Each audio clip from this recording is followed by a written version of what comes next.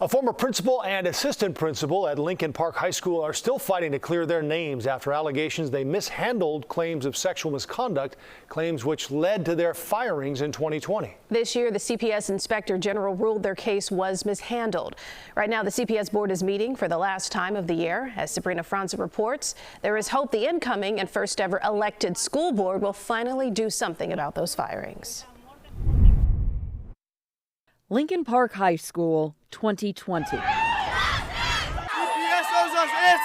Last week's school board meeting. We got a new principal, John Thuett, and vice principal, Michelle Brumfield. They were outstanding. Still talking about the same two former principals, Michelle Brumfield and John Thuett. I knew my senior year in high school that I wanted to be an educator. We need great teachers, we need great educators, and I've been ready and willing and have wanted to do this forever and never wanted to quit. And I can't do it anymore. Thuett and Brumfield are on the do not hire list, fired in 2020 over allegations that they mishandled sexual misconduct claims after the boys' basketball team went on an unsanctioned trip to Detroit. At the time, they say they reported the claims to the Office of Student Protections, as is protocol. After their firings, protests against their termination took over the halls of the high school and CPS board meetings. It was incredible. It's probably the reason I was able to kind of rebuild my life afterwards. Why do you think CPS did this in the first place?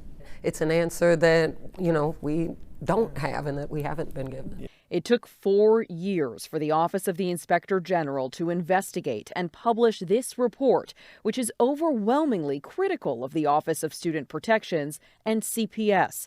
It notes an incredible conflict of interest, saying part of the office's investigation into the matter started because of allegations made by a student whose mother actually ran that very office. The Inspector General calls the investigation, quote, off the books, which, quote, seems to have affected the terminations of Thuett and Brumfield, each of whom were supposedly fired because of misconduct. Now, with a new board seated, Thuett and Brumfield want off the do not hire list. I hope that they and anybody kind of seeing this knows that it's okay to ask questions and to push back when you don't think something's right. Parents of their former students are expected to speak out in their defense again tonight. Sabrina Franza, CBS News, Chicago.